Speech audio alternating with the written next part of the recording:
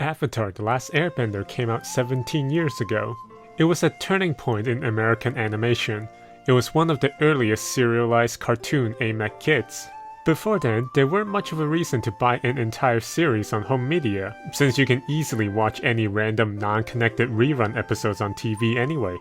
The serialized nature of Avatar made it essential to watch the show in order to properly experience the story. This is why the DVD release was necessary during the pre-streaming era of television. Welcome to Physical Review, where we celebrate the physical releases of games, shows, and much more. On this episode, Avatar: The Last Airbender DVD box set and the 15th anniversary limited edition Blu-ray steelbook collection. Let's look at the 2015 DVD box set release first. The box set is very standard, bare minimum without any extra physical bonuses. The box art on the front has Aang in an action pose with his happy-go-lucky attitude. The Avatar logo is reflective, and there's a Chinese title on the side. Again, it's not too special design-wise, especially for a cartoon. However, I'm a little disappointed at the back of the box. It only shows Aang banding other elements. Avatar has always been a show with an ensemble cast, so one would expect to see the other characters who travel with Aang, especially Katara and Sokka since they've been with him for the entire series. The art chosen on each individual case are good. There's a lot of reuse of assets, but it works. The art on the side of the cases are the same art used on the front of each case. The front of each box has Aang bending each element with his mentors behind him. The back of each case has the same pictures of the mentors. All the mentors are in their respective elemental colors. I can't say I love this idea, but I don't mind it either. The arts printed on each individual DVD are high quality, but the choices of who's on them isn't the best. The Book 1 disc has all the major characters, including our antagonist Zuko.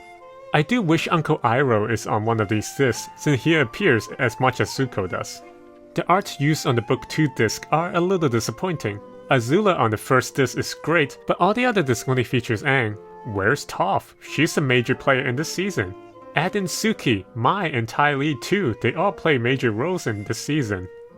The artworks for Book 3 is much more intense, understandably, since this is the last season featuring a lot of major battles. The Warring Sokka is a welcome addition here, but again, the discs here are too Aang focused. The big bad of the show, Fire Lord Ozai, should have been on one of the discs here. This box set was alright for the time of release. While this set has nothing special, it does do one thing better than the anniversary Blu-ray set. We'll get into that later. The 15th anniversary Blu-ray box set is in this classy black box with engraving pattern, featuring the 4 elements in silver reflective paint. Personally, I would prefer a clear plastic sleeve to go over this wonderful box where the Blu-ray logo and other descriptor text would be printed on them, so they won't be cluttering this amazing design. The rest of the box is also printed with this silver ink. I bought this second hand, and some of the silver paint is already starting to wear off, so be careful when handling it. The steel books are amazingly designed. Each of the steel book has a slightly different hue to it to match the corresponding element. The artwork by Caleb Thomas, aka C.T. Chrysler, is breathtaking to look at. The 3 steel books form a triptych of Aang mastering the 3 elements he learned throughout the series, featuring major locations in the background. The line works are shiny and eye-catching, and the sky background features a faint elemental pattern that is easy to miss but very much appreciated. The back of the steelbooks features the volume and elemental titles in Chinese. The design framing the characters is well suited for each element. The animals with bending power is a great little detail, and each of the characters expresses their personality wonderfully.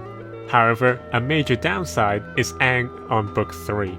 I like this artwork of him in the Avatar state, mastering all 4 elements, but it breaks the consistency of the mentors being on the steelbook. Zuko should be on the 3rd steelbook, and the art of Aang we have here should be printed on a lithograph.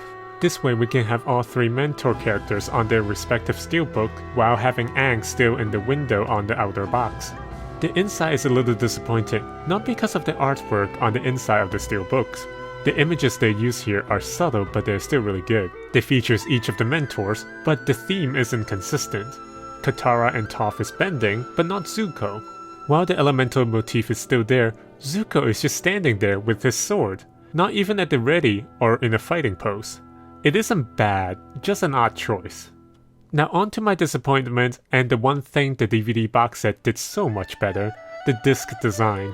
I opened book 1 first. Seeing a solid blue print on the disc was a little disappointing, but at least it matches their elemental color.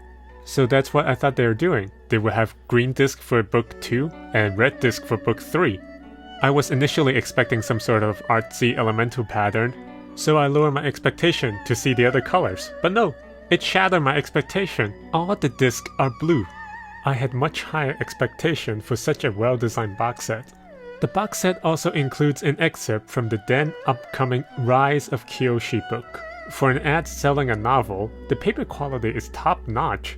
They use thick and glossy paper.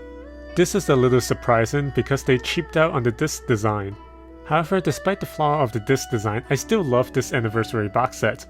I'm a fan of the artist Caleb Thomas, and it is a real treat to have a physical version of his artwork. With Avatar: The Last Airbender now easily streamable, it's not necessary to own it if you want to watch it. Since the standard Blu-ray edition and the combo set that includes The Legend of Korra are easy to find in stores at a decent price, I wouldn't even touch the DVD version. The anniversary edition is only for the biggest fans. It doesn't come with any other collectibles aside from the beautiful artwork. Personally, I would include a double-sided poster with the main cast on one side and the map of the Avatar world on the other. What do you think about the DVD box sets and the anniversary edition box set? Do you agree with my thoughts on the lack of character varieties on the artworks? Leave your thoughts in the comments below. Thank you for watching. Like and subscribe for more physical review. Until next time, don't forget to keep yourself hydrated with the quenchiest of beverages, water.